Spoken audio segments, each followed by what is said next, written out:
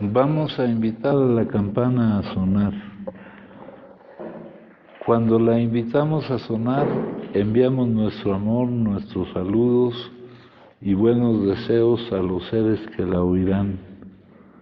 Deseamos que al escuchar la campana dejen de sufrir, que empiecen a practicar la respiración consciente, encuentren la energía de la paz y la alegría en ellos y sean capaces de transformar la energía de la ira, el sufrimiento y la desesperanza. Por eso invitar la campana a sonar y enviar su sonido para que la gente de nuestro alrededor pueda oírla es una acción sumamente compasiva. No podemos hacerlo sin poner todo nuestro corazón en ello.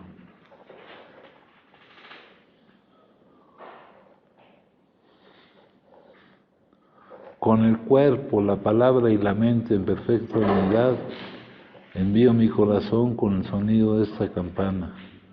Que todos los que la escuchen despierten de su olvido y trasciendan el sendero de la ansiedad y el pesar. Escuchando la campana siento que las aflicciones que hay en mí empiezan a disolverse. Mi mente se serena y mi cuerpo se relaja.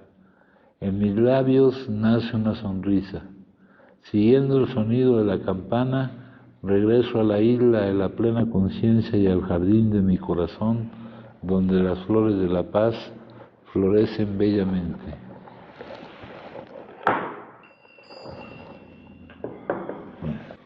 Bueno, antes de leer las lecturas del día, esto ya se los había leído, dice, ¿de dónde sale la palabra Dios? Dios es un término de la lengua prákrita, hablada hace 4000 años en la India. En la literatura védica lo encontrarás como Dios, D-H-Y-O-S o D-H-I-A-U-S, término que significa iluminación. Cuando se empezó a usar ese término en el lenguaje religioso, todo el mundo sabía que se refería a un estado de conciencia, no a un gigante invisible que vive ahí arriba. Con el paso del tiempo esa comprensión se fue deteriorando y así surgió la idolatría teísta. Los niños le llaman Santa Claus y los adultos Dios, pero es la misma fe. Dios es un producto de la mente humana en este sentido. Adorar a Dios es caer de rodillas frente al propio reflejo. Por ello, los creyentes, lejos de reflejar cualidades divinas, son responsables de casi todas las guerras que ha habido a través de la historia. La toltequidad lo tiene claro. El universo es natural y los fantasmas no existen, ¿no? O sea, Dios no se refiere a algo externo, sino se refiere a un estado de conciencia de nosotros, ¿no? Bueno, eso había quedado pendiente. Ahora de las lecturas del día, dice,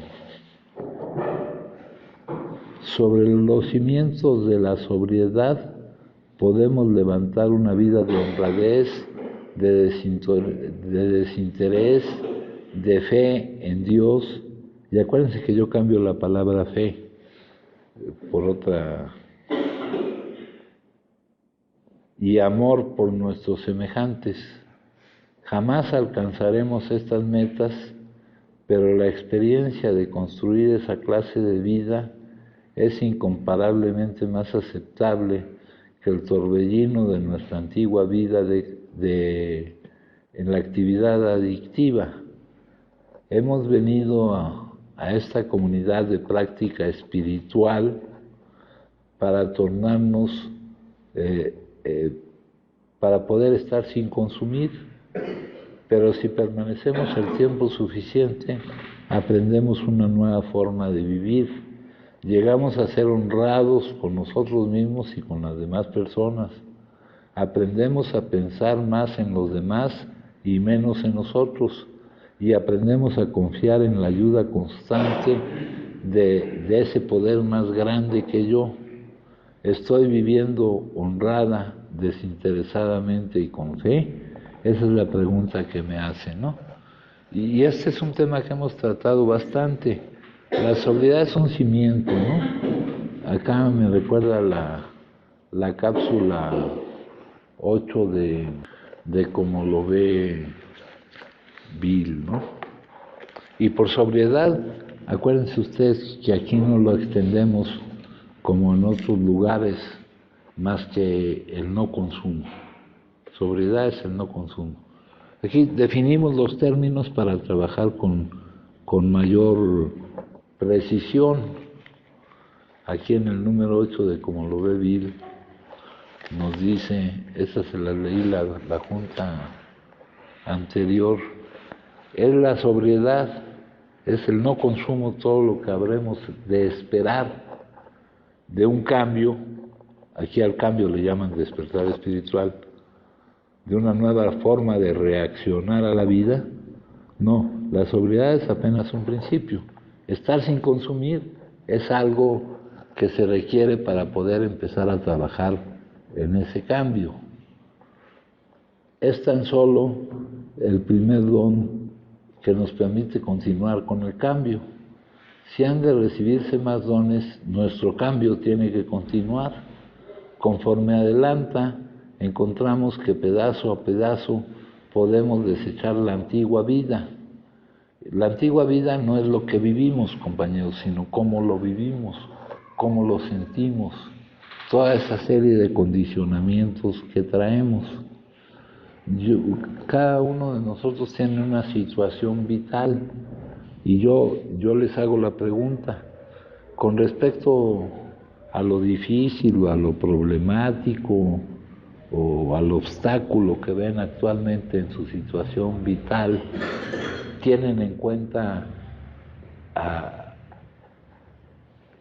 ese poder al que está a cargo? ¿Lo tenemos en cuenta? No, para nada lo tomamos en cuenta. Nos atribuimos toda la resolución de la situación a nosotros mismos. Esto es una verdad, ¿no? Cada quien está enfrentando determinado tipo de experiencias en cuanto a su situación vital, tienen ciertas inquietudes en cuanto a lo que van a enfrentar y etcétera, pero ahí nos tomamos a nosotros, únicamente a nosotros enfrentando esas situaciones, no lo tomamos en cuenta a él. Eso va a tener mucho que ver con la siguiente lectura de acá. Dice, no obstante el éxito o el fracaso mundano, no obstante la pena o la alegría, no obstante la enfermedad o la salud, o aún la muerte, una vida de interminables posibilidades puede ser vivida si estamos dispuestos a continuar nuestro cambio, ¿eh? Nuestro cambio. Entonces dice, lo que vamos a vivir ya tiene otros parámetros completamente distintos del condicionamiento. Les digo que para nosotros, en lo que estamos viviendo, no lo tomamos en cuenta a él. Hacemos nuestros cálculos, vemos qué actitudes tenemos que hacer, qué pasos tenemos que dar, pero en realidad no lo estamos tomando en cuenta al que hace las cosas, que no somos nosotros para nada. Entonces, aquí me dice, sobre los cimientos del no consumo, o sea, debemos dejar de consumir para empezar a ver cómo está esta situación. Dice, ahora, para mantener ese consumo, porque acá más adelante dice, para permanecer sin consumir, ¿no?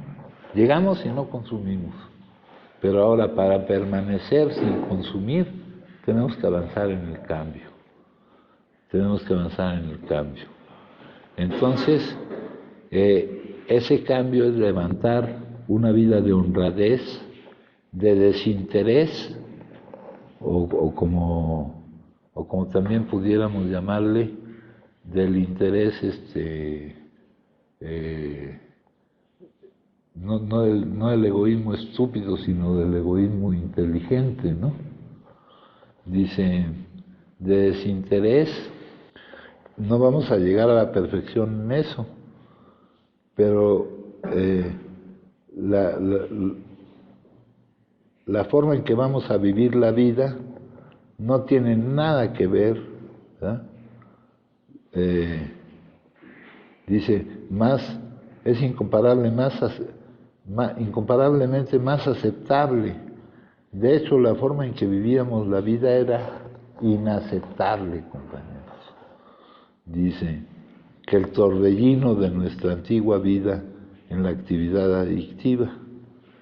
Hemos venido aquí para dejar de consumir, fue el gancho que nos trajo aquí, fue el motivo que nos trajo aquí. Pero esto que estamos hablando se refiere no solo a los que consumen, se refiere a cualquier persona necesita de estas bases que están aquí.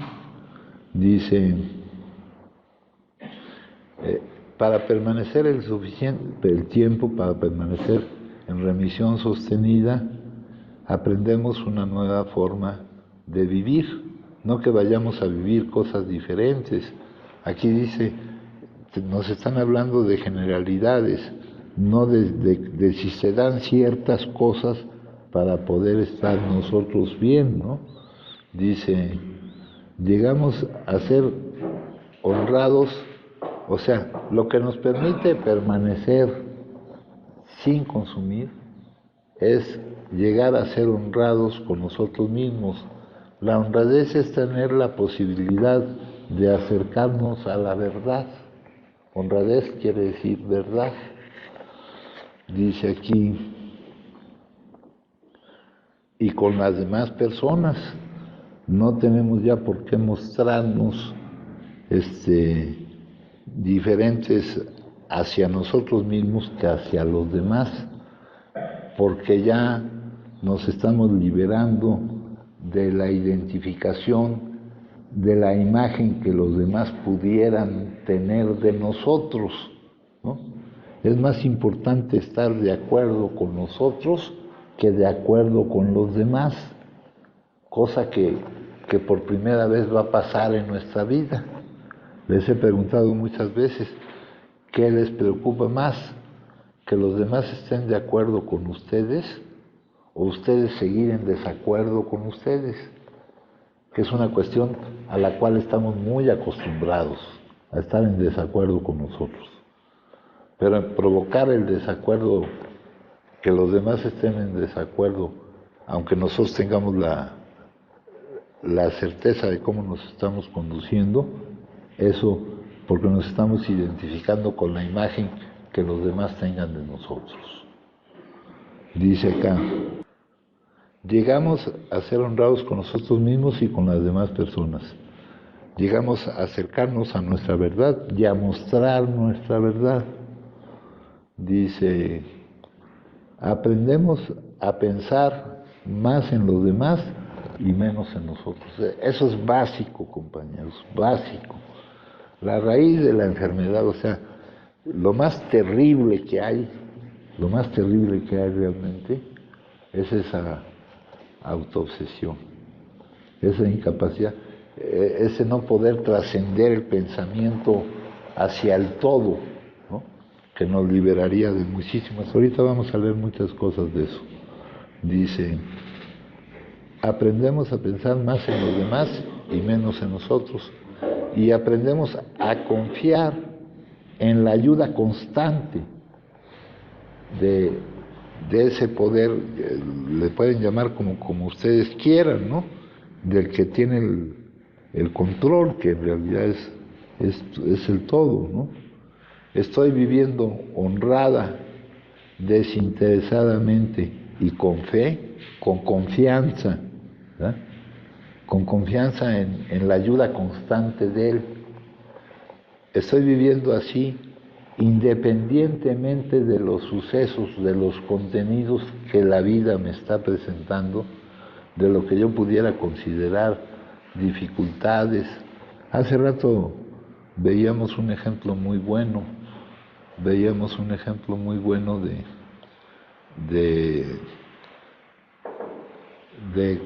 cuando la compañera Marianela no quería vivir, ¿verdad?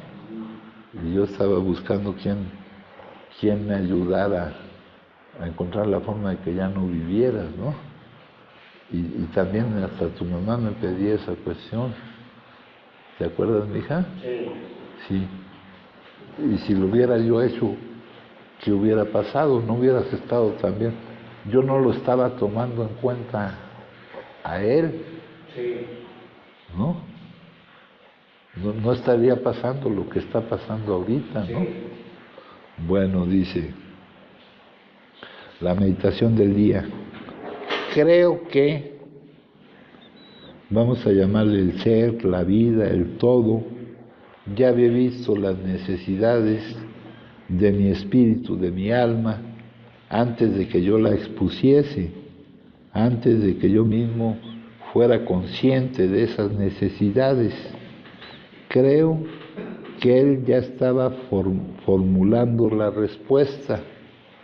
No necesita ser solicitada con lágrimas y suspiros, ni con mucho hablar para que renuentemente conceda la ayuda deseada. Él ya ha previsto cada una de mis carencias y necesidades.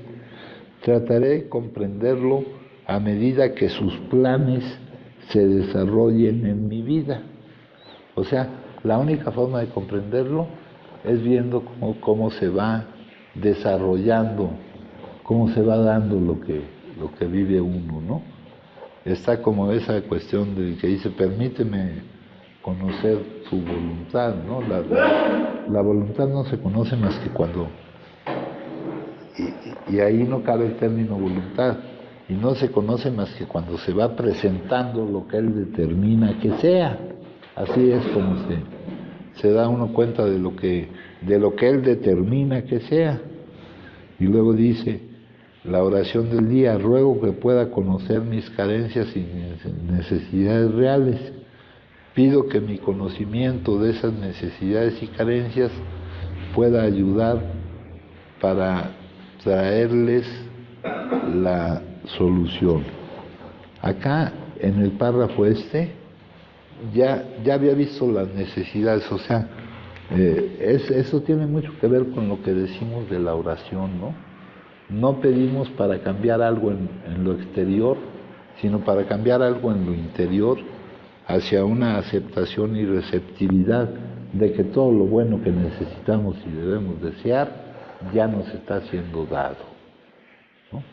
La oración no es para provocar un cambio fuera de mí, para que las circunstancias o los contenidos de la vida cambien, sino para provocar un cambio que me permita darme cuenta de que todo lo bueno que necesito y que debo desear, porque yo debo desear lo que necesito, ya basta de desear lo que yo quisiera que fuera, engañado por el error de lo que creo que quiero, ¿no?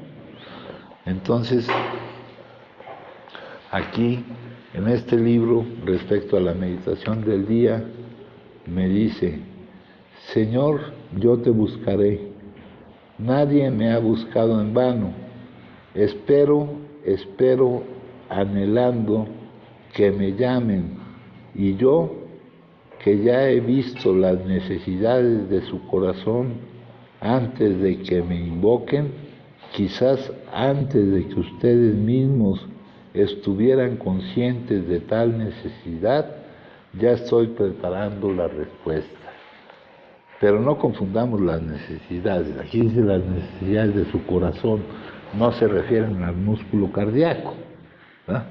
Las necesidades reales que tenemos, no si necesitamos esta cosa o la otra cosa, no las necesidades materiales, ¿verdad? Luego dice aquí, antes de que me invoquen, quizás antes de que ustedes mismos estuviesen conscientes de lo que necesitaban, ya estoy preparando la respuesta.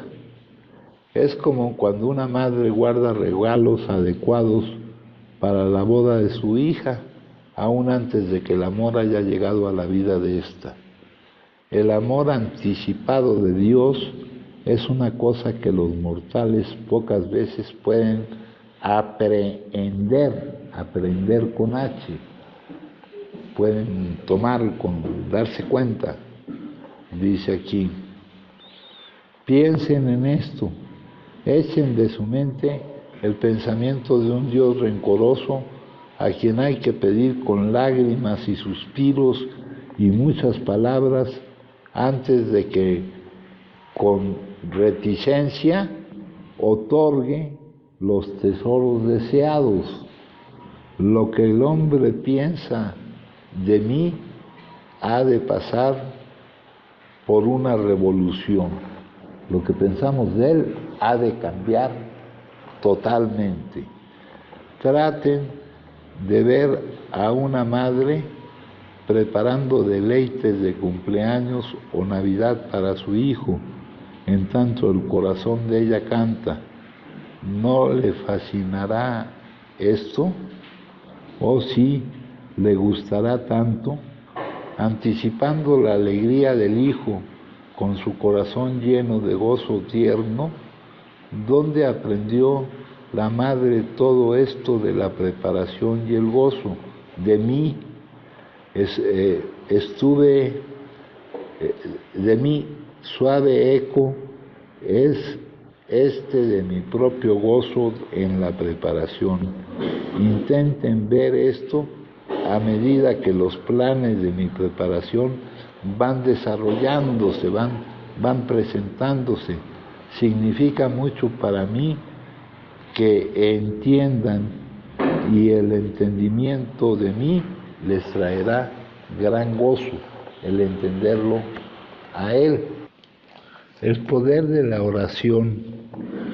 No debemos pensar que oramos para que el todo, la vida, el ser, estoy utilizando otro tipo de palabras, pero ustedes pudieran utilizar la que quieran, siempre y cuando esa no contradiga el significado que les leí en la primera lectura de lo que es la palabra, de dónde viene la palabra Dios. Dice aquí,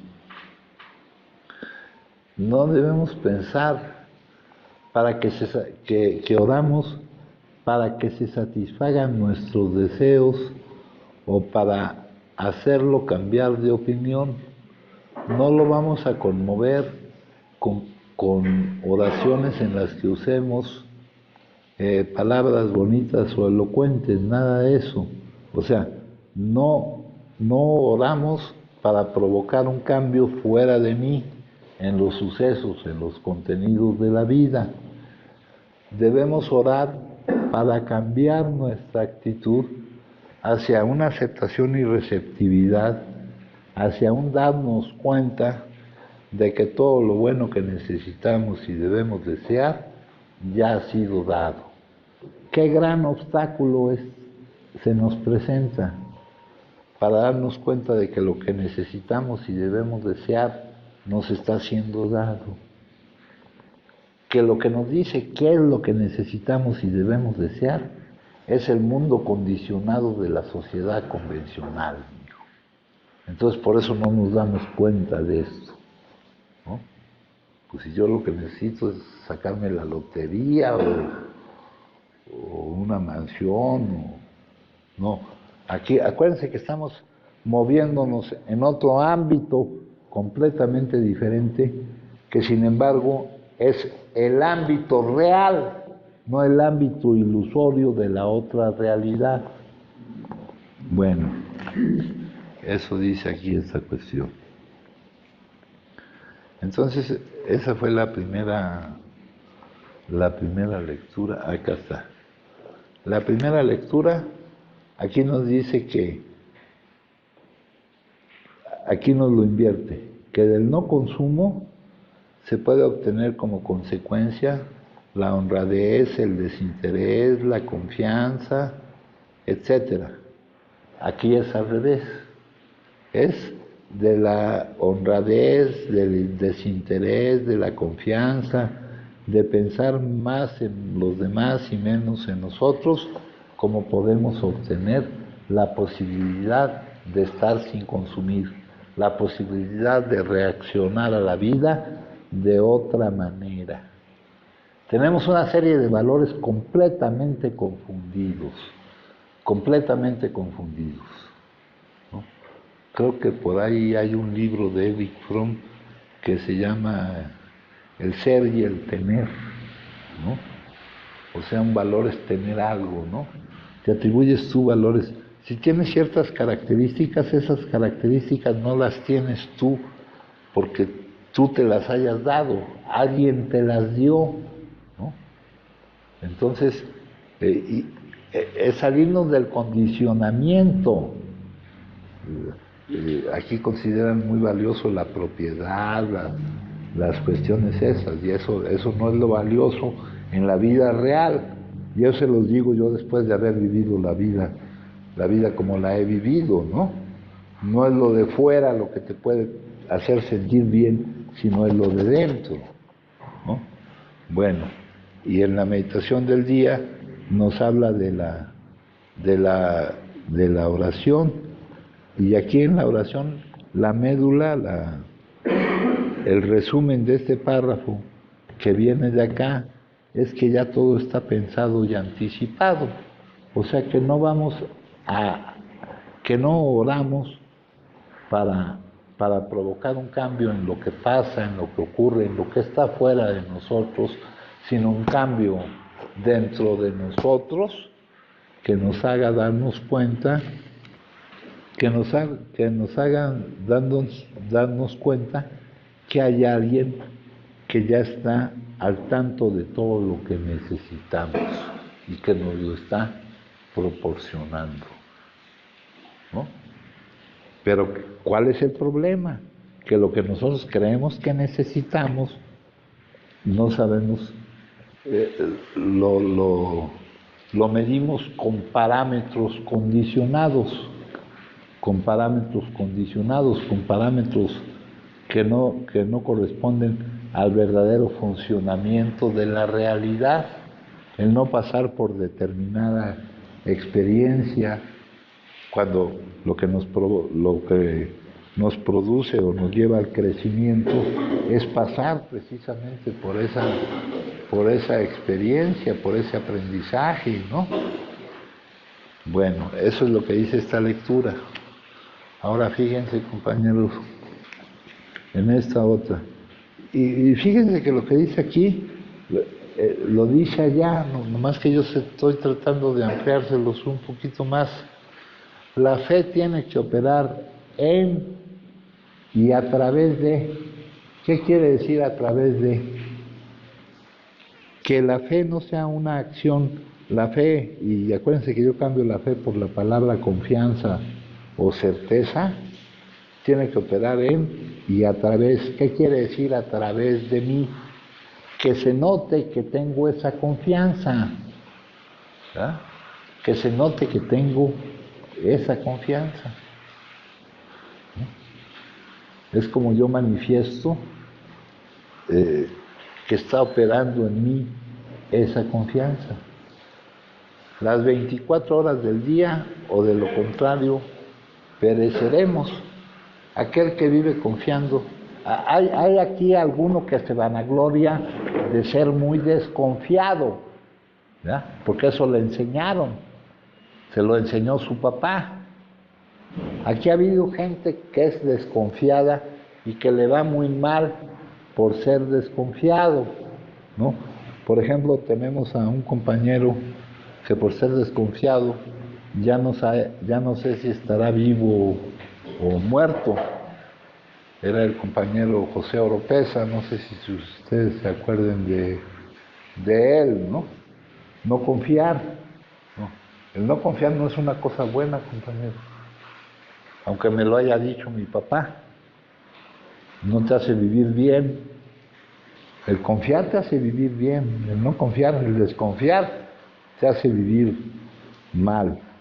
Entonces dice aquí, la fe tiene que operar en y a través de nosotros las 24 horas del día, o de lo contrario pereceremos.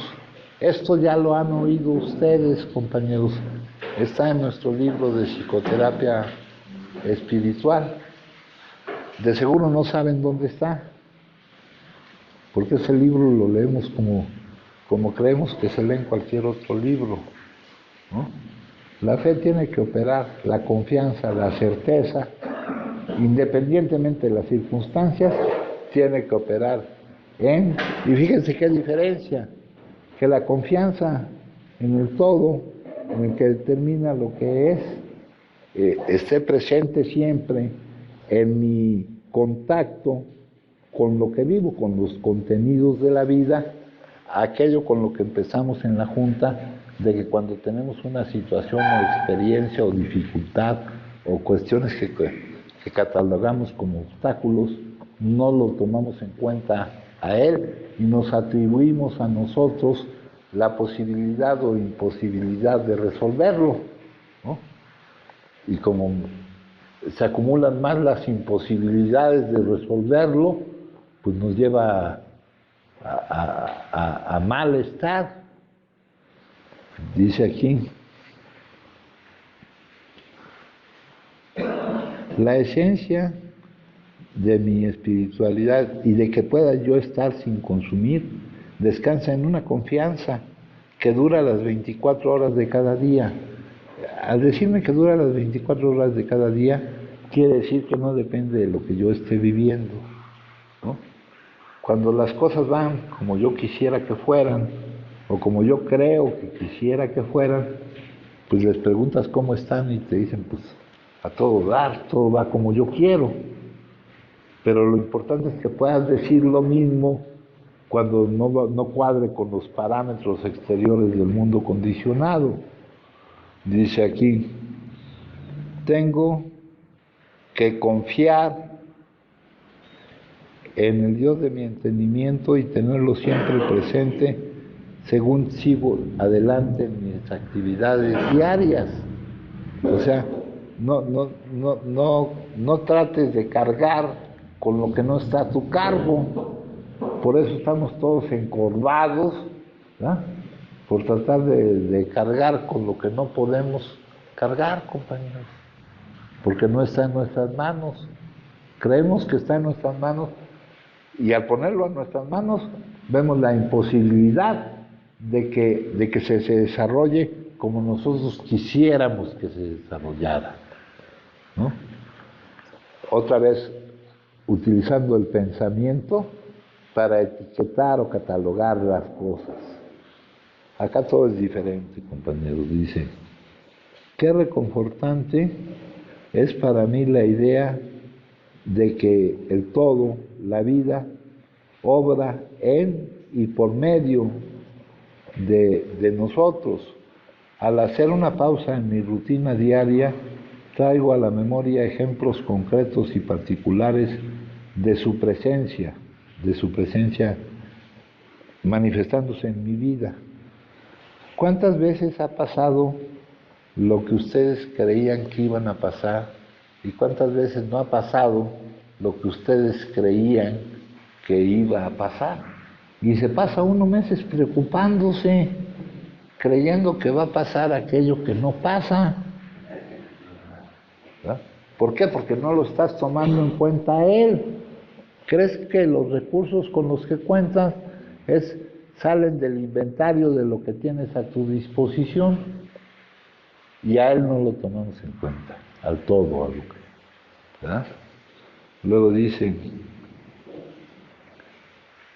me siento maravillado e inspirado por la multitud de veces en las que este poder se pone de manifiesto, ¿no? Pero,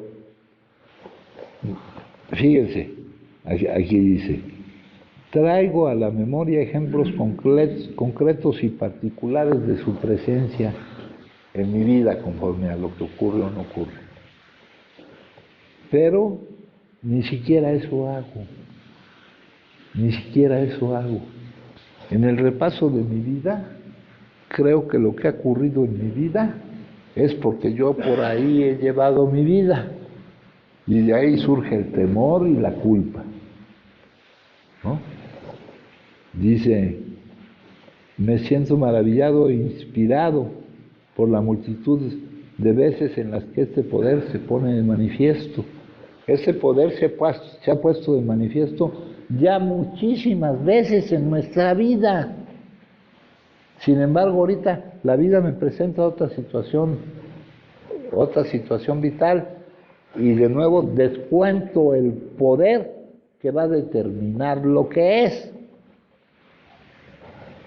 Luego dice aquí, estoy rebosante de gratitud por su presencia. De no tener esa fuerza omnipotente en todas mis actividades, volvería a hundirme, volvería a reaccionar a la vida, negándome a vivir las emociones, el temor, la culpa, que quedan eliminadas al eliminar el pensamiento, al eliminar que hay otras cosas por encima de eso, ¿no? La fe tiene que operar en y a través de nosotros las 24 horas del día, esté pasando lo que esté pasando, ¿no? O de lo contrario, pereceremos, ¿no? Todo eso es metafórico, acuérdense. Ahora esta otra lectura me dice, hacer una montaña de un grado de arena. Otra cuestión básica. Hemos hablado del poder de la hora, de la necesidad de vivir en el presente, ¿verdad? Pero llevarlo a cabo es lo difícil, ¿verdad? Dice, cuando dejamos de vivir aquí y ahora, es cuando surgen los problemas. Los problemas son inseparables del tiempo. Dice, parece que algunos hacemos con nuestros problemas una montaña de un grano de arena. Incluso que aquellos que hemos llegado a cierto grado de serenidad en algún momento de nuestro cambio, probablemente hayamos exagerado un problema fuera de toda proporción, queriendo anticipar o prever lo que va a suceder y todavía no lo hemos hecho. Y si todavía no lo hemos hecho, quizás lo hagamos pronto. Cuando estemos obsesionados con alguna dificultad de la vida, que en realidad no son dificultades, sino cosas que parecen que van en contra de nuestra voluntad, no en contra de lo que necesitamos, sería conveniente que recordáramos con precisión todo lo que nos sale bien. Quizás tengamos miedo de no poder pagar las cuentas al final del mes, en lugar de sentarnos con la calculadora y hacer algo, ¿verdad? Después de este mini inventario seguimos con lo que tenemos que hacer y recordamos que siempre y cuando hagamos el trabajo básico, un poder superior bondadoso cuidará de nuestra vida, de lo que va ocurriendo en ella, que no somos los que definimos el camino por donde va. A veces hay problemas grandes como montañas, pero no hace falta que los inventemos. Confiar en un Dios bondadoso, tal como lo concebimos, dará a la mayoría de nuestros problemas su justa importancia. Ya no necesitamos crear un caos para sentir excitación en nuestra vida. Nuestro cambio nos brinda innumerables oportunidades reales de excitación y drama.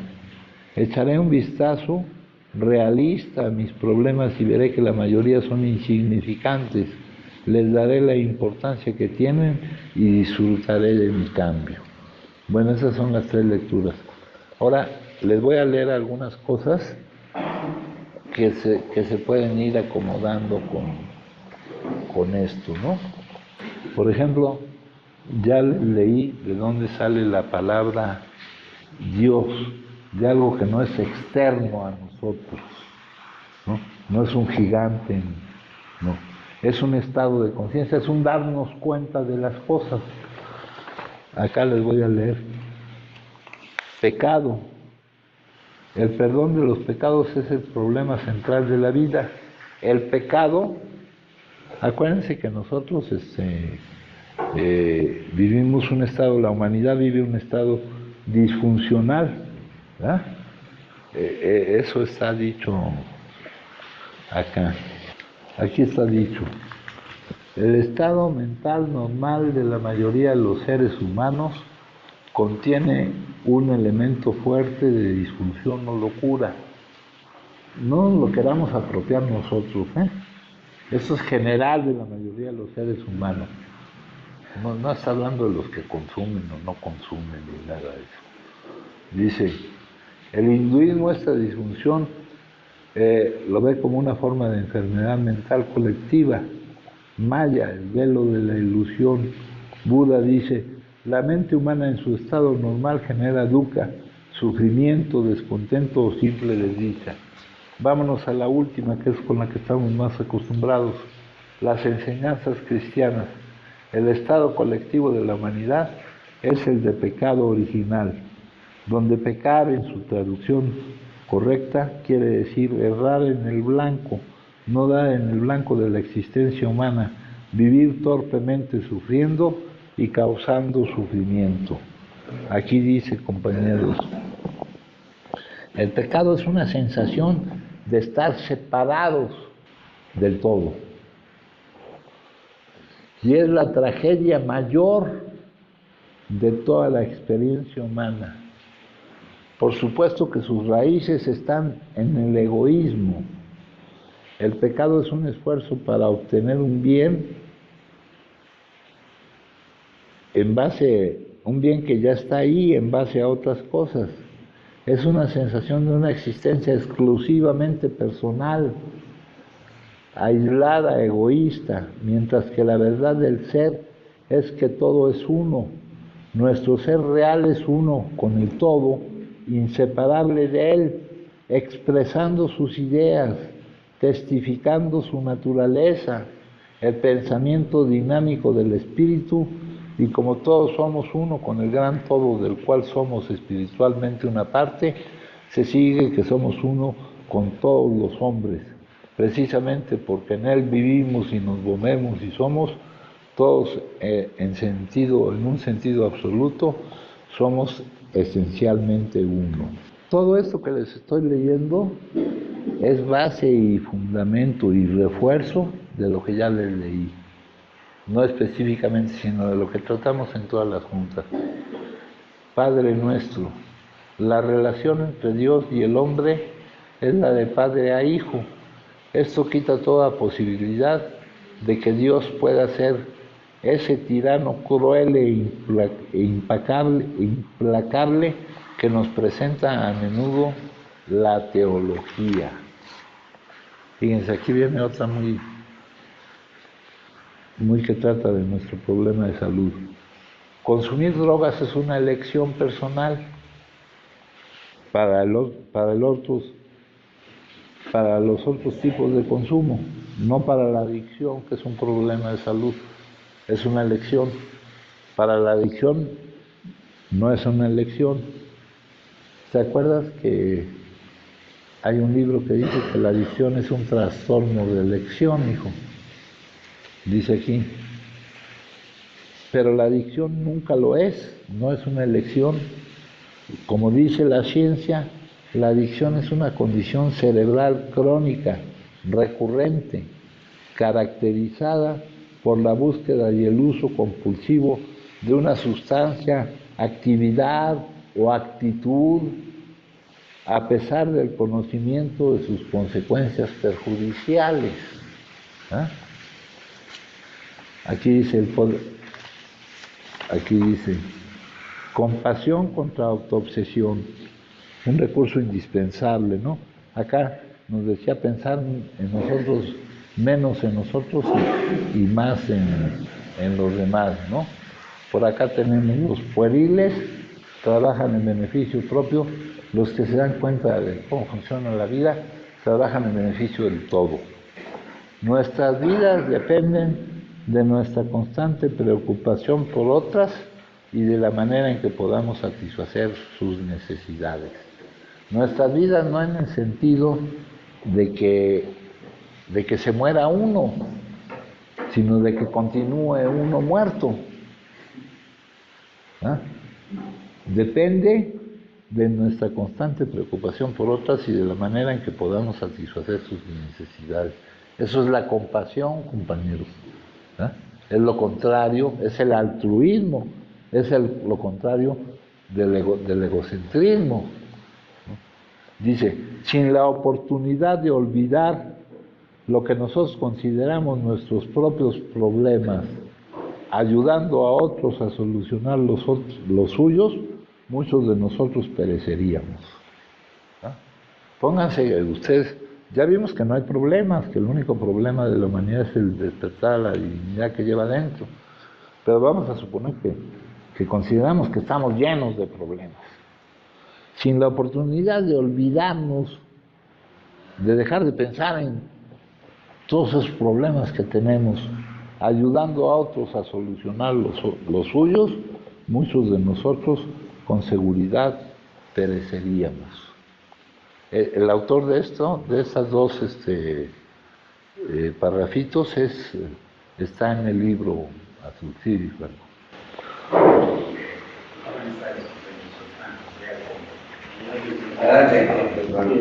Estaba pensando, hace poco que platicaba con cerca de mí, me decía que tenía que ser un poco más compasivo conmigo. Suena contradictorio lo que me está diciendo, porque la compasión es para los demás, no hacia uno aparentemente, pero yo creo que sí.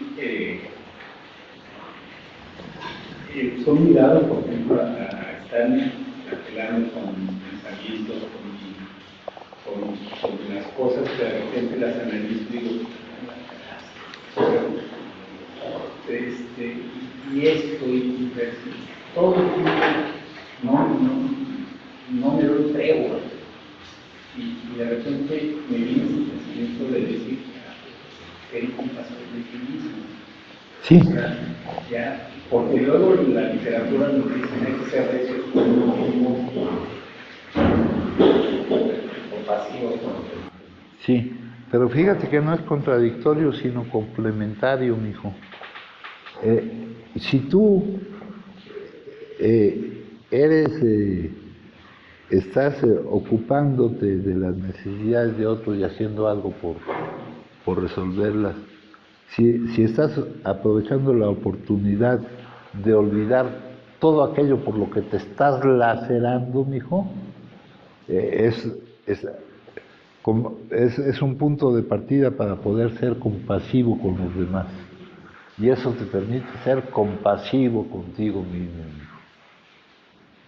Te permite ser compasivo contigo mismo, ¿no? Aquí en realidad no venimos ni a solucionar nada, ni a demostrar nada. Venimos a fluir nada más, mijo.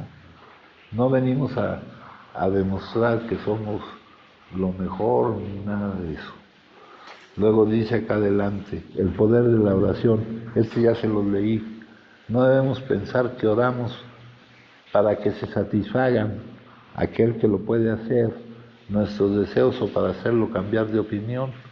No lo vamos a conmover con oraciones en las que usemos palabras bonitas o elocuentes.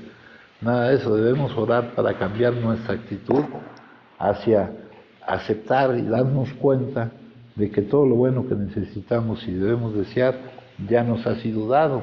Esto cuadra con la anticipación que nos manifiesta Él de que conoce nuestras necesidades y carencias y que está trabajando en eso, ¿no? Cuadra con eso. Y la oración la tenemos muy... Y la oración, la forma en que tomamos la oración, de tratar de convencer a alguien de que cambie lo exterior, tiene mucho que ver con el mal entendimiento de lo que significa la palabra Dios, como algo ajeno a nosotros y no como un estado de conciencia, de unidad, ¿no? Acá tenemos este otro. Confianza. Se necesita la certeza de que lo que es lo correcto y conveniente. Una certeza que venza la resistencia a que no sea como queremos y traiga la aceptación de lo que es. Y fíjense, la aceptación de lo que es no es fácil. Es la ausencia del deseo de que sea de otra manera. Aceptar lo que es, pues yo lo tengo que aceptar, pues ya ni qué pedo, pero yo si quisiera seguir, o sea, yo seguiría deseando que fuera de otra manera, ¿no? Entonces no es aceptación de lo que es, ¿no? Pues ya que le hago, pues si así está, pues, ¿no? Pero eso me recuerda otra vez aquí. Sin rebeldía, resistencia ni conflicto. Luego acá me dice, expulsarse del paraíso. El hombre es el único animal que se expulsa del paraíso. Eso lo escribió Erich Fromm. Ahora recordando en las escrituras por qué dice que el hombre fue expulsado del paraíso, dice que fue expulsado por comer del fruto del árbol del conocimiento, ¿no? Esto es metafórico. El fruto del árbol del conocimiento, comer de ese fruto, consiste en creer que puede etiquetar como buenos o malos los contenidos del momento, mijo. Creer en que puedes tú, a través de tu pensamiento o del condicionamiento, saber lo que es bueno o lo que es malo. Eso no lo podemos saber, ¿no? Acuérdense del cuento ese de mala suerte, buena suerte. A través del pensamiento, el pensar fragmenta. A través del pensamiento nunca vamos a poder llegar. Y podemos verlo alrededor de nuestra vida.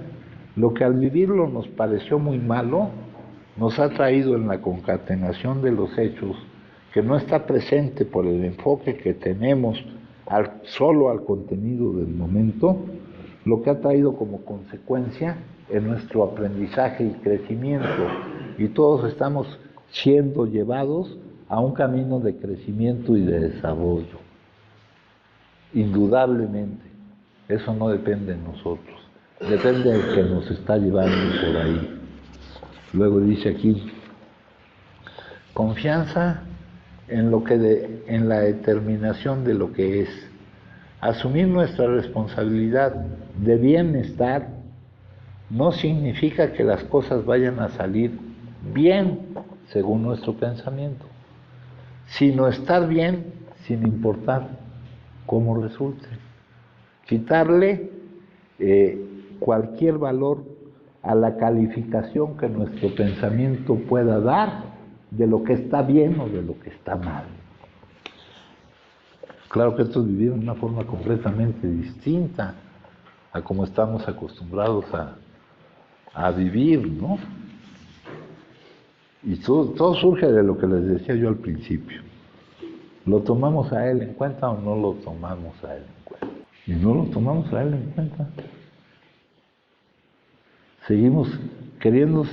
Queremos seguir cargando con algo, con un peso que no podemos llevar sobre nuestros hombros. Fíjense, dice, utilizo la palabra problema como si realmente existiera, aunque se trata de una ilusión, de modo que cada vez que se use aquí, has de saber que la percibo como una ilusión creada por nosotros mismos, porque en aquel momento nos hemos separado del todo. Como si, acá ya leímos lo que era el pecado original, la más trágica de las experiencias humanas, vivir torpemente sufriendo y causando sufrimientos, aislados, separados. Aquí no lo encuentro ahorita, pero se refiere a eso. Entrego a ese poder que se encarga del funcionamiento de todo, del movimiento de las estrellas, aquello que no está en mi mano, ¿no? No me acuerdo dónde está, no lo encuentro. Bueno, ahora vamos a ver esto. No soy lo que me ha pasado, soy lo que decido ser.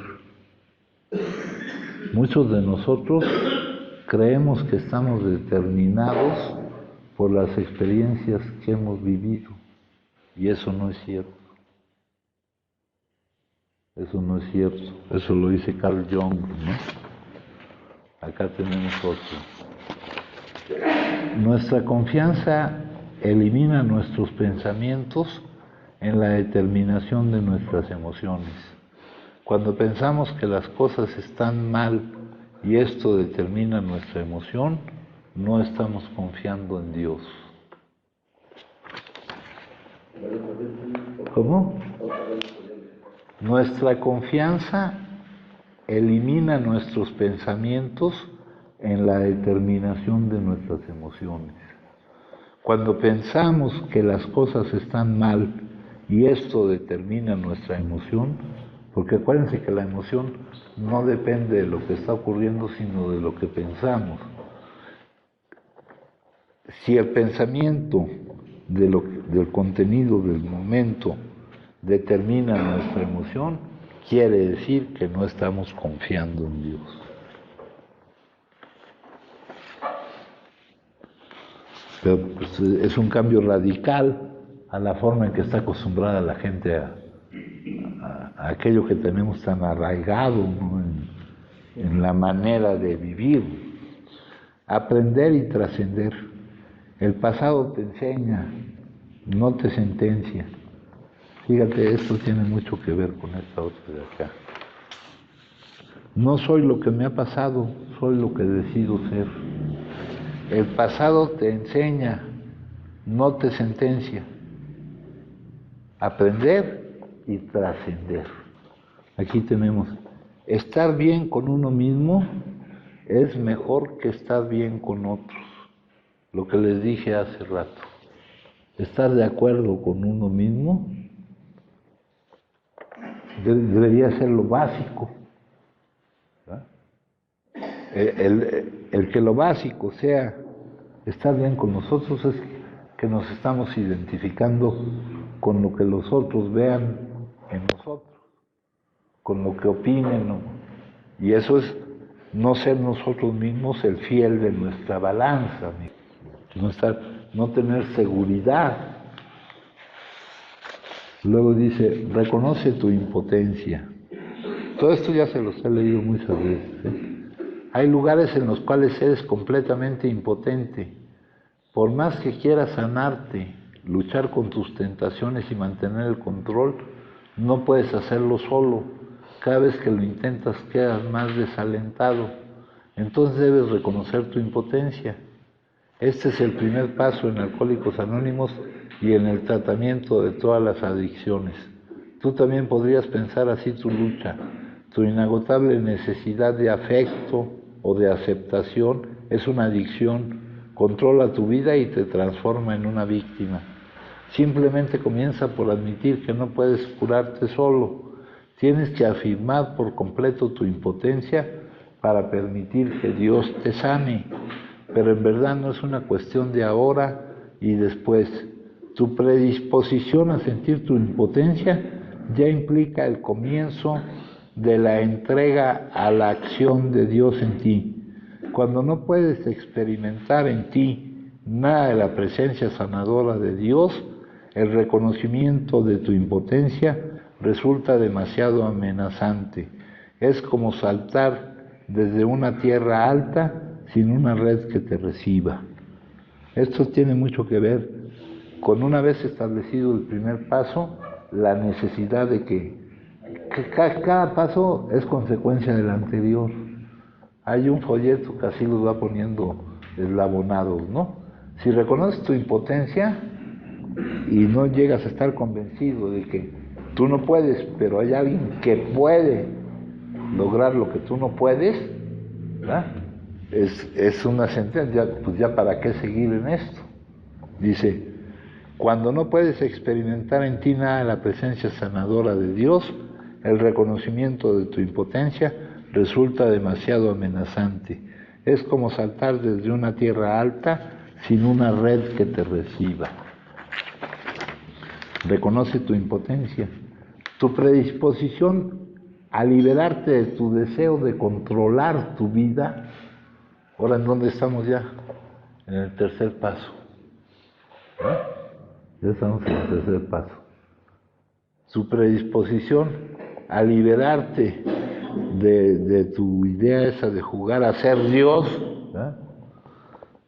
Revela una cierta, al liberarte ya de eso, revela una cierta confianza.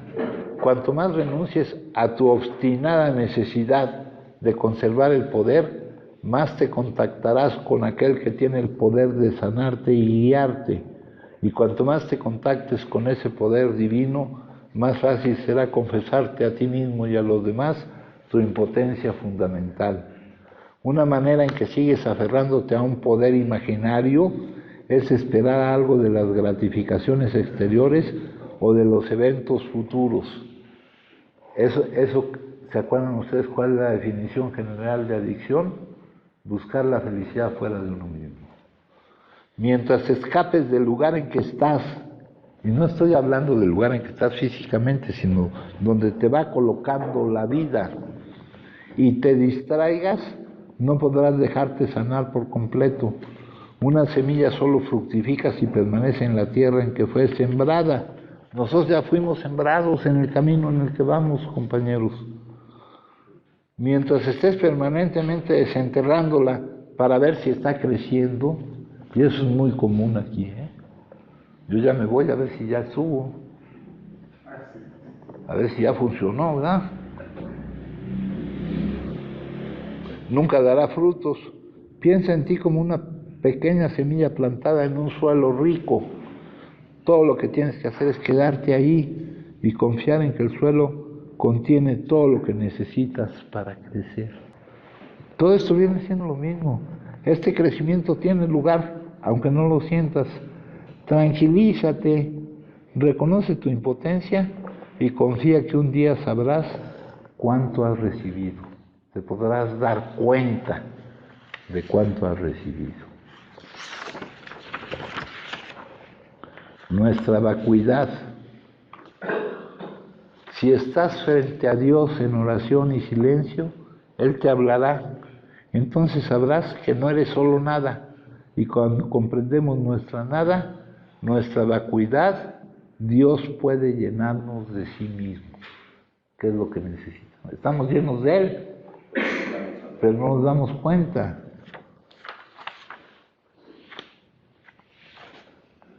La libertad que nada te puede quitar, la última de las libertades humanas, escoger nuestra propia actitud en cualquier circunstancia, escoger nuestro propio camino. Que no determinen las circunstancias tu actitud, sino que tú seas el que determine tu actitud, independientemente de las circunstancias. Esta es la libertad, compañero. Eso es no quedar a merced de lo que pasa o lo que no pasa. Para estar bien o estar mal, la alternativa para estar bien o estar mal consiste en dejar que nuestros pensamientos que fragmentan la realidad determinan al juzgar lo que vivimos, lo que está bien o mal. O tener la confianza en que todo lo que se determina que vivamos siempre es correcto y una ayuda para nuestro crecimiento, para nuestro aprendizaje. Pero todo esto que les estoy diciendo es para alejar, nos aleja completamente. Cuando nos dicen aquí que 3 son los requisitos para no tener problemas con eso, y nos dicen que uno de ellos es una mente vacía, pero no la podemos vaciar, compañero. Sigue ahí lleno de todo eso que venimos cargando y que es pura ilusión, pura mentira. Dice, Dios y el ego. No hay hombre que al creer realmente en Dios siga conservando su egoísmo. El antiguo yo se encoge y muere, y entonces renace el alma con la imagen de Dios impresa en ella. La eliminación gradual del egoísmo por medio del crecimiento del amor a Dios y a los semejantes es la meta de la vida. Al principio solo se tiene un débil acercamiento a lo divino, pero la imagen crece y se adquiere más y más similitud con Dios, hasta que llegue el momento en que quienes nos miran pueden sentir en nosotros algo de la fuerza de la gracia de Dios operando en una vida humana. La ofrenda de los momentos. Esto también ya se los he leído, esto viene acá. Esto es interesantísimo, compañeros. Cada momento del día que usted dedique a esta nueva forma de vivir es un presente para Dios. Es una forma en que tú estés bien. Es una ofrenda de los momentos. Aun cuando tu deseo de servir a Dios sea sincero, no es fácil entregarle muchos de esos momentos. Las cosas que usted ha proyectado hacer durante el día, sea en su lugar alegremente para que pueda llevar a cabo un buen servicio o decir una palabra amable. Las cosas que tú has proyectado hacer durante el día van a ceder su lugar. Ahora, si no lo ceden alegremente, el que vas a estar mal eres tú, hijo.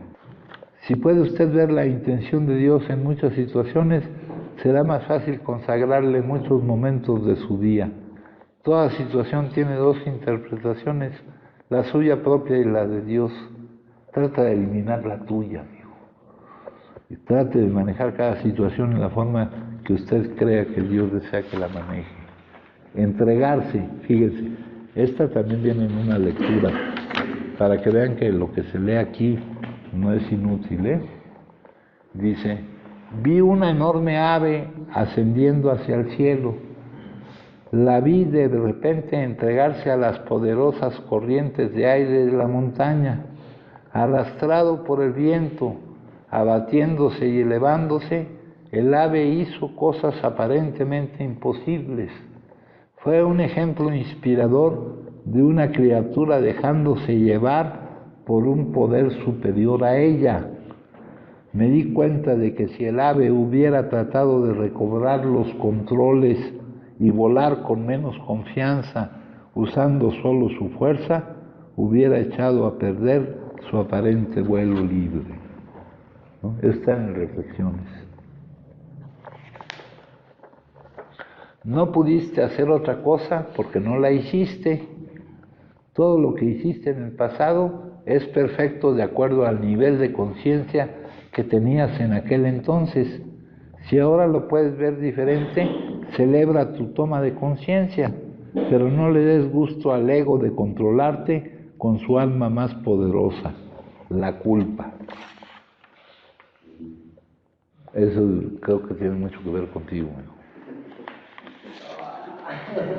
No, es casualidad que estés enfrente de mí, mijo. Dice, no le pongas atención a las cosas que hacen o dejan de hacer los demás. Presta atención a lo que tú haces o dejas de hacer. Eso lo dijo Buda. ¿Y qué es lo que hacemos, ¿Qué es lo que hacemos, compañeros? Ponerle atención a lo que los otros hacen, ¿no? Aquellos que no aprenden nada de los hechos desagradables que no les han gustado de sus vidas, fuerzan a la conciencia cósmica a que los reproduzca tantas veces como sea necesario para aprender lo que enseña el drama de lo sucedido. Lo que niegas te somete, lo que aceptas te transforma. Ser positivo no significa que las cosas vayan a salir bien, sino saber que estarás bien sin importar cómo resulten.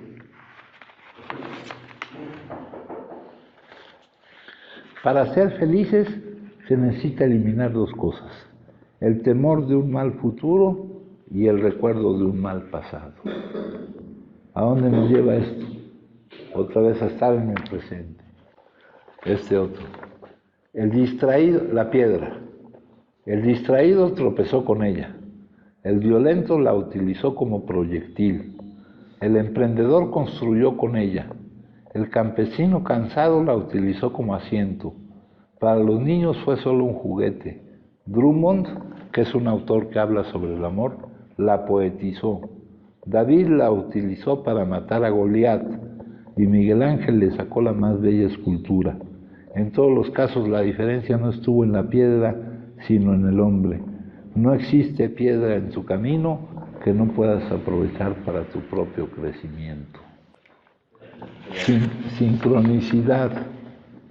La sincronicidad es el principio que conecta nuestras psiques, cuando la relación entre causa y efecto es eliminada por la imposibilidad de una explicación racional a un acontecimiento externo, dentro del cual experimentamos una extraña sensación de estar entrelazados interna y externamente. En la experiencia de un acontecimiento sincronístico, en lugar de sentirnos como entidades separadas y aisladas en la inmensidad del mundo, sentimos la conexión con los demás y con el universo a un nivel profundo y significativo. El lenguaje de las Sagradas Escrituras. Todas las Sagradas Escrituras tienen un sentido interno y otro externo. Tras la literalidad de las palabras, yace escondida otra gama de significados, otra forma de conocimientos. Según una de las más antiguas tradiciones, hubo una época en la que el hombre estaba en contacto con esos conocimientos y significados internos. Muchos de los relatos del Antiguo Testamento proporcionan un conocimiento diferente, tienen un significado muy distinto de aquel que se puede obtener leyéndolos al pie de la letra. Relatos como el arca de Noé, el del mayordomo y del panadero del faraón, el de la torre de Babel, el de Jacob y Esaú y el guisado de lentejas, y muchos otros más, tienen un significado psicológico interno que está muy lejos de un nivel de entendimiento literal, y en los evangelios la parábola se utiliza de esta manera. Muchas son las parábolas que se emplean en los evangelios. Si las leemos al pie de la letra, vemos que aparentemente se refieren a viñas, padres de familias, mayordomos, hijos dispendiosos, aceite, agua, vinagre, semillas, sembradores y tierra y muchas otras cosas, pero este es el nivel literal de su significado. Como ocurre con el lenguaje de todas las Sagradas Escrituras, el de la parábola es difícil de comprender. Cuando se lo lee de un modo textual, tanto el Antiguo Testamento como el Nuevo Testamento no solo lleno de contradicciones, sino que inclusive encierran un sentido cruel y repulsivo. Tomemos algunos ejemplos. Uno de los mandamientos nos dice: no matarás. Esto es literal, pero su sentido psicológico es este: no matarás en tu corazón. El primer significado es textual, el segundo es psicológico, y efectivamente así se da en el Levítico. Luego el mandamiento no adulterarás es literal, pero su significado psicológico es mucho más profundo y se refiere a la mezcla de doctrinas, a la mezcla de distintas enseñanzas. Por este motivo se dice a menudo que las gentes se prostituyeron al ir tras otros dioses y cosas por el estilo. También tenemos que la interpretación textual del mandamiento no robar es obvio, mas su sentido psicológico es más profundo. Psicológicamente, robar significa pensar que uno hace las cosas de sí mismo mediante sus propios poderes, sin advertir que uno ni siquiera sabe lo que es, ni cómo piensa, ni cómo siente, ni tan solo cómo se mueve. Es, por así decirlo, como si uno diese por sentadas muchas cosas, adjudicándoselas todas a sí mismo. Se refiere a una actitud. Si todos los relatos, alegorías, mitos, comparaciones y parábolas que contienen las Sagradas Escrituras significan alguna otra cosa, ¿por qué no se las puede declarar abiertamente desde el comienzo mismo, de suerte que todos pueden entenderla? ¿Por qué ha de estar todo tan velado? ¿Por qué tanto misterio, tanta oscuridad?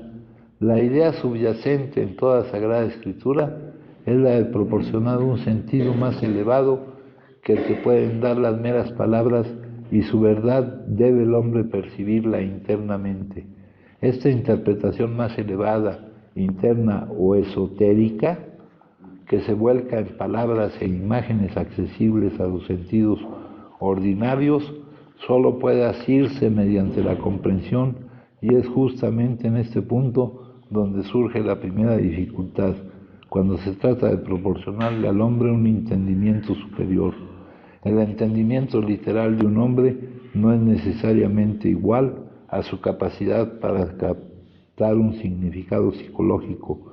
Una cosa es captar de modo literal y otra entender psicológicamente. Rendición. Para rendirte debes capaz de admitir que estás indefenso. Eso es indefenso. Todo lo que tengo es tuyo.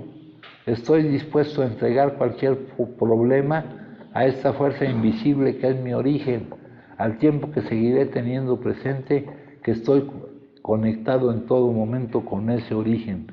En otras palabras, la vida espiritual es una manera de caminar con Dios en lugar de caminar solo. Y con lo que empezamos la junta, esta es la dificultad de la vida espiritual, que no podemos dejar de caminar solos. Él va con nosotros, pero nosotros no tomamos en cuenta que Él va con nosotros, hijo.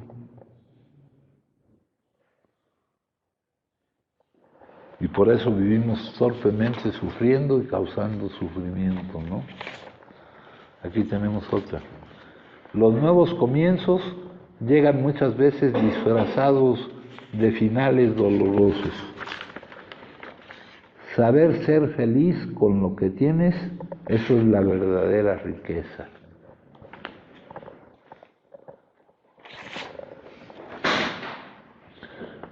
Todo aquello que el hombre ignora no existe para él. Por eso el universo de cada uno se resume al tamaño de su saber. Visión de Dios. Gandhi decía: considero que el fin de la vida es la visión de Dios y he de conseguir esto, si es preciso, sacrificándolo todo, la familia, la patria y hasta la vida. Fluir. Fíjense, esto es muy interesante. Ese estado de conciencia, que es lo que más se acerca a lo que pudiéramos llamar felicidad, depende de dos grupos de condiciones. El primero es externo. Algunas actividades son más susceptibles de producir fluidez que otras porque, 1, tienen objetivos concretos y reglas manejables. 2, posibilitan el ajuste de las oportunidades de actuar con nuestras capacidades. 3, proporcionan información clara acerca de cómo lo estamos haciendo. Y 4, eliminan las distracciones de hacer posible, que hacen posible la concentración. Fluir son tipos de experiencias que concentran todo nuestro ser en un arrebato de energía armónico, elevándonos por encima de las ansiedades y abulia que caracterizan gran parte de la vida cotidiana. Resulta que cuando los desafíos son utilizados y se utilizan a fondo las habilidades personales, experimentamos este extraño de conciencia. El primer síntoma de que se está fluyendo es una concentración de la atención sobre un objetivo claramente definido. Nos sentimos sumergidos, concentrados, absortos, sabemos lo que hay que hacer y obtenemos una respuesta inmediata acerca de cómo lo estamos haciendo. La profundidad de la concentración requerida por el equilibrio preciso de desafíos y habilidades excluye preocuparse acerca de cuestiones que pasan a ser temporalmente irrelevantes. Nos olvidamos de nosotros mismos y nos abismamos en la actividad. Esto es lo que les decía. ¿Por qué el pintor toca? ¿Por qué el escritor escribe? Porque tiene que ser así, ¿no? Y esto, fíjense con lo que empieza esto. Este libro de Fluir llevó 30 años de investigación. Este estado de conciencia, que es lo que más se acerca a lo que pudiéramos llamar felicidad, no tiene nada que ver con el ocio. no tiene nada que ver con el ocio, con el no hacer. Entonces el ocio, el no hacer, las vacaciones y el día del trabajo y agradeciendo el amor responsable. Gracias por protegerme de lo que creí que quería y por bendecirme con lo que sabía, con lo que no sabía que necesitaba. Ese es de un biólogo. Por muchos lados se ha llegado a la espiritualidad y todo eso es de un biólogo. Este es del biólogo, este es de Francisco Capra. Ese es de la madurez espiritual. Dice, ayuda en el crecimiento transpersonal. En términos ideales, esa disciplina debe ir acompañada por una comunidad espiritual, un grupo de personas con mentalidades y necesidades afines, porque para nosotros esto es una necesidad.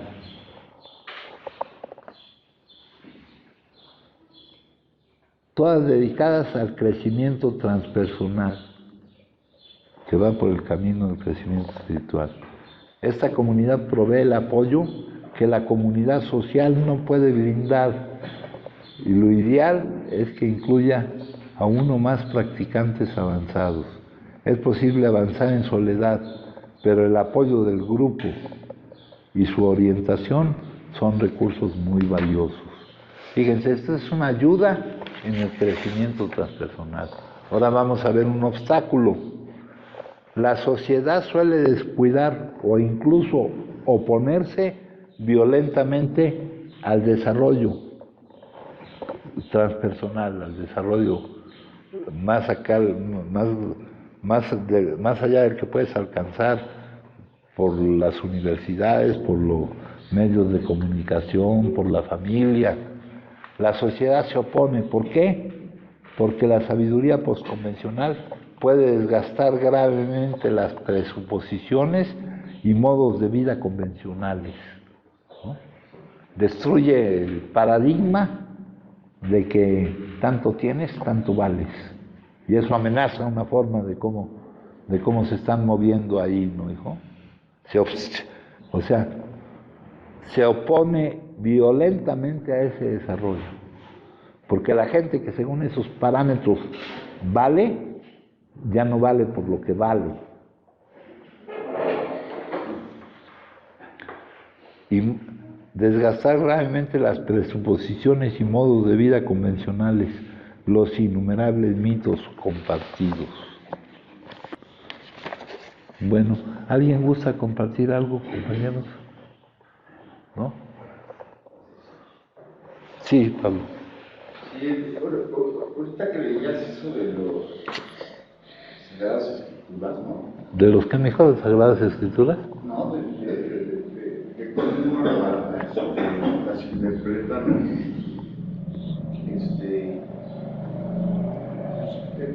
Yo me doy cuenta, ¿no? Si lees la Biblia, o sea, partes de la Biblia, ¿no? De repente, como te lo enseñan, ¿no? ¿Cómo se llama? En el catecismo. En el catecismo, ¿no? Y todo eso. Pues es totalmente una forma de verlo como si fuera, ¿cómo se llama? Como si fuera, no una metáfora ni una parábola, ¿no? Como si fuera literal, ¿no? Exacto, literal, ¿no? Y pero ya cuando empiezas a aprender lo que es la filosofía perenne, lees la Biblia, híjole, descubres que es otro rollo, ¿no? O sea, lo que verdaderamente dijo Jesucristo, ¿no? Y lo de las parábolas y todo, ¿no? Y muchas veces, también los milagros no se refieren solo a los milagros físicos de hacer que los hijos vean y pocos caminen, sino se refiere a la ceguera espiritual, ¿no? De que vean la realidad de las cosas, ¿no? La iluminación, ¿no? el Espíritu Santo, pues yo lo veo como la conciencia, ¿no? Sí, todo eso de los milagros está muy bien desarrollado en un curso de milagros. Sí, y lo que tú decías ahorita, cuando se le lee de un modo literal, tanto el Antiguo Testamento como el Nuevo, no solo están llenos de contradicciones, sino que inclusive encierran un sentido cruel y repulsivo. Sí, mijo. Mañana, buenas tardes, Alejandro nomás. Olvídate, padrino, que ahorita, a través de todo lo que está leyendo, creo que lo que nos estás tratando de transmitir, yo creo que ahí, a mí en lo personal, me lleva directamente a aquella parte en donde tengo que reconocer mi agnosticismo, ¿no? En todos esos sentidos en los que muchas de las veces, yo creo que ahorita a estas alturas, yo en mi persona ya no puedo el día de hoy, o no debería, o no debo ya hacer esos, recargarme en aquello que creí que me estaban enseñando, ¿no? O en aquello, porque hace poco en las tribunas tocó ese tema y narrábamos algunas experiencias de ese tipo, ahorita que mencionó Pablo lo de la primera y todo eso. El día de hoy está la nueva oportunidad, ¿no? De la verdadera aceptación. Ahorita mencionaste esa parte de aquello que le llaman tercer paso, en donde nos has comentado en algún momento qué es lo que más trabajo cuesta, ¿no?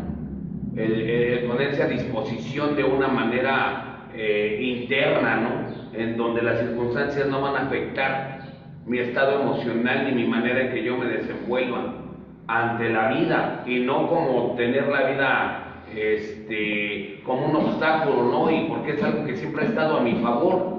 Ahorita, a través de todo lo que tú mencionaste, creo yo que esa parte enferma de mi persona, de mi, ¿cómo te puedo decir? De mi mente, de mi cerebro, de la programación, del condicionamiento. De la locura disfuncional de la humanidad. No te lo trates de... Sí, ya tú dijiste hace ratito eso. A lo que me refiero es que te dicen, habla de ti, ¿no? Para que nadie se sienta. De alguna manera todo eso, padrino, yo creo que es la cuestión más básica por la cual una persona no puede ver la verdadera realidad. O sea, yo lo trato de referirlo a aquello que le dicen pasado y todas esas cosas, y realmente fue algo que también fue realmente bueno. O sea, es así, ¿no? Es paradójico, dices, ¿no? Paradójico. Todo aquello tuvo que ser necesario para llegar a este punto, para estar el día de hoy aquí sentado, para poder tener un punto de vista diferente a como lo tenía hace un tiempo. Ahorita mencionaste algo bien bonito, esa parte de no pudiste decidir hacer otra cosa, porque ese era tu estado de nivel de conciencia. También lo tengo que aceptar. ¿Para qué? Para darme cuenta que también ahí estaba él, ¿no? Aquello en lo que el día de hoy, lo que no, yo no estuve ahorita al principio, pero ya había escuchado esa parte de lo que es Dios, ¿no? La iluminación, el despertar, el tener la conciencia abierta para saber que vamos fluyendo con el todo, querramos o no querramos, ¿no? Aquí la cuestión es, creo yo el día de hoy, el cómo poder, qué actitud decido ponerle a la vida. Ya no basarme en aquello que me decían, tú eres el labrador de tu propio destino y tú eres el arquitecto. O sea, todas esas cosas, cómo se van transformando, cómo van cambiando, y lo que tú decías ahorita, ¿no? Lo que se estaba escuchando, cuánto trabajo cuesta llevarlo a cabo. Pero no es porque no se quiera.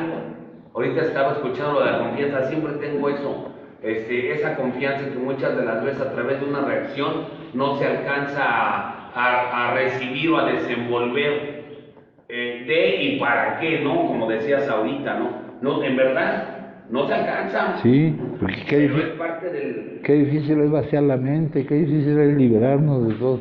Por eso la sociedad convencional es un obstáculo a nuestro crecimiento. Ahora eso que dijiste del tercer paso, qué difícil. ¿Quién puede decir realmente, sinceramente, qué bueno que se hace tu voluntad y no la mía? ¿Quién lo puede decir realmente? Sin ponerle condiciones a su voluntad, ¿eh? Yo creo que la única que puede decir eso realmente es la necesidad que sienta cada quien. Pero ¿quién puede decir realmente qué bueno que se hace tu voluntad y no la mía? Es lo que me dijiste, la dificultad. Como tú dices, cuando las cosas parecen que van como yo quiero que vayan, no hay, se vuelve, dice me convierto muy hispano, muy espiritual, pero nada más con tantito que no se ven mundana y físicamente como uno cree que piensa y como uno cree que es lo que necesita, ahí se pierde todo, ¿eh? No sé si ese sea un estado disfuncional, padrino, o eso es algo general, porque es parte de un crecimiento. Es el estado disfuncional de la humanidad. Pero también es parte de un crecimiento, ¿no? Parte de un desarrollo, de un proceso, ¿no? Para darte cuenta que no es así. Es la necesidad de ese crecimiento. Eso también te orilla a vivir eso, ¿no? Lo que decías ahorita. O sea, la vida te lo vuelve a repetir, te lo vuelve hasta que aprendas. Sí, no, es una extraordinaria maestra, amigo. Sí, ¿no? ¿Eh? Gracias, buenas tardes, Rodrigo. Rodrigo.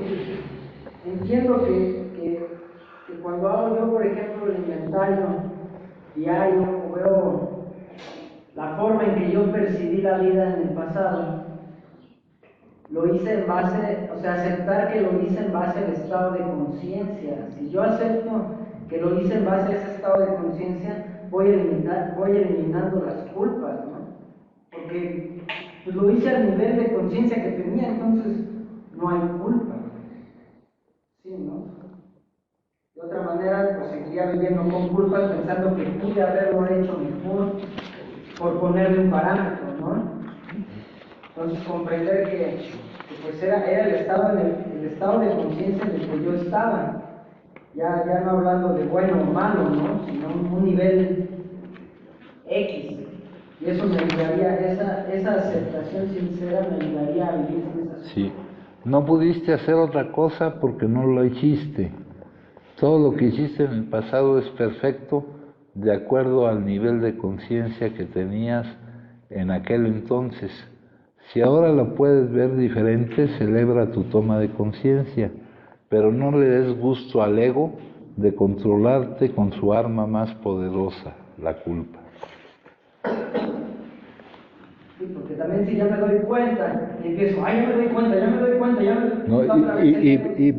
¿Y por qué te dije que eso quedaba muy bien para ti, mijo? Sí, me quedé analizando, de hecho. Porque ya me habías comentado que habías vivido torpemente, ¿no, hijo? Por eso me quedé analizando y es muy cierto. Si yo realmente acepto que ese era el estado, no hay culpa.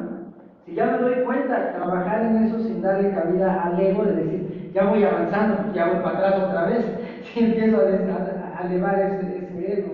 Sí, aquí nomás hay que fluir con la vida y ya. Por ahí hay otra lectura que dice que aquí no venimos a solucionar nada, hijo. Ya todo está solucionado, ¿no? No es como el ave no utilizó, se dejó guiar por las circunstancias del viento, del aire, a través de su capacidad, ¿no? Para poder pues hacer un vuelo que planear, exacto. Acá cayendo el vento ya presentado y sentado. Entonces se puede hacer algo con el pasado, padrino. ¿Qué, mijo? ¿Cómo de que no se puede cambiar? ¿Quién dijo eso? ¿Quién dijo? ¿Por ¿Quién qué? fue engañado tanto? ¿Eh? ¿Por qué, mijo? Pues sí se puede hacer algo con él, ¿cómo que no se puede cambiar el pasado? Ya resultó que sí, sí se puede cambiar. Pero se puede cambiar en el presente, mijo, no en el pasado. ¿Verdad? Sí. Por acá está esa del ave, mijo. El pasado no me enseña a aprender y a crecer. Lo que se puede cambiar es cómo lo viste. Si lo viste que estuvo mal, estuvo bien, porque es lo que... Mira, aquí, esa que dijo ahorita está. Eso de la ofrenda de los momentos, hijo, de eso te hablaba yo ayer o antier. Dice, las cosas que usted ha proyectado hacer durante el día, sea en su lugar para que usted pueda llevar a cabo un buen servicio o decir una palabra amable. Aquí le añaden, sea en su lugar alegremente. Porque de todos modos van a ceder su lugar, mijo. Ahora, si no lo ceden alegremente, pues el que se la pasa a uno es mal es uno, ¿no? Esta es la que decía que entregarse. Vi una enorme ave ascendiendo hacia el cielo. La vi de repente entregarse a las poderosas corrientes del aire de la montaña, arrastrado por el viento, abatiéndose y elevándose. El ave hizo cosas aparentemente imposibles. Fue un ejemplo inspirador de una criatura dejándose llevar por un poder superior a ella. Me di cuenta de que si el ave hubiera tratado de recobrar los controles y volar con menos confianza, usando solo su fuerza, habría echado a perder su aparente vuelo libre, ¿no? Y estas lecturas vienen aquí, compañero. Lo que pasa es que las vemos aquí, ni cuenta nos damos de que vienen. Dice aparentemente libre, pero no era libre, se estaba dejando llevar. Aparentemente libre, pero era algo que le estaba llevando. No, al tratar de recobrar el control, es cuando hubiera sido aparentemente vuelo libre, mijo. Al entregarse fue cuando fue vuelo libre, mijo. ¿Alguien más gusta compartir, compañeros? Pues entonces les agradezco mucho, ¿eh?